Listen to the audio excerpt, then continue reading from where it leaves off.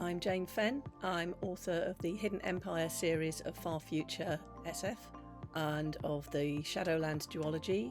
I also write for video games, including various titles in the Total War series and for Halo.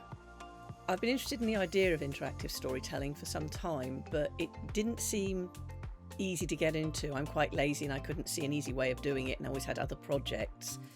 So when Richcast came along as a possible thing that I could do, and I looked at it, I just thought, this is very straightforward, and it will suit short stories as well, which is something else that I'm well into. Saving the Ark Ship is a space mystery. I like space opera and I like mysteries, so I thought space mystery might be quite fun. In Saving the Ark Ship, the player is the captain of the Endeavour, which is the last best hope for humanity, sent out from a dying Earth to find somewhere else to live. Everybody got put into cold sleep, obviously, because it's a long voyage. And then you wake up and there's something wrong. And your job is to find out what and solve it and save the mission. And in fact, save, well, humanity.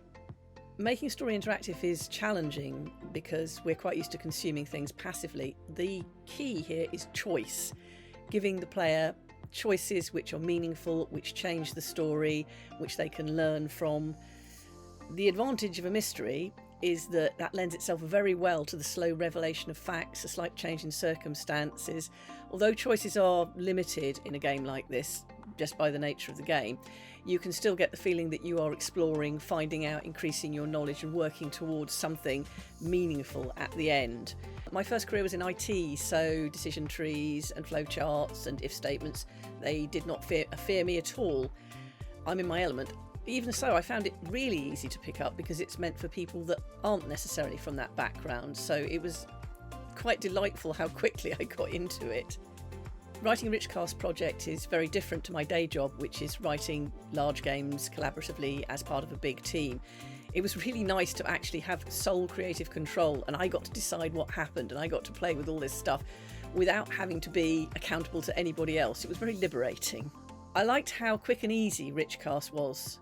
You just download the tool and then you're straight in there and you can start playing with it. You've got some basic tutorials and then more advanced things.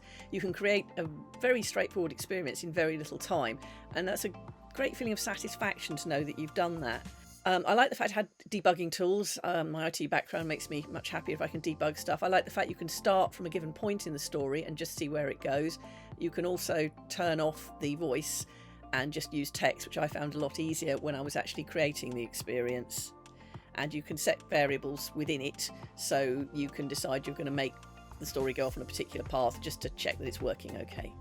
You will need a bit of a logical mind. Think about the story's divided into pages, so you think about what goes on each page. There'll be some sort of introduction, then there'll probably be choices where the player can go to different pages.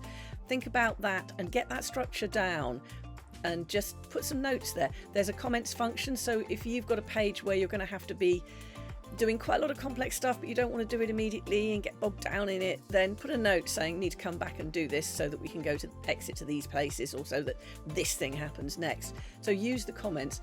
Don't sweat too much about the audio and visuals initially. They're great, they add a lot of depth to your story, to your experience, but come in later, maybe leave yourself a note about the kind of thing, get your structure down, get your story idea down, and then start expanding on your creation to make it come alive.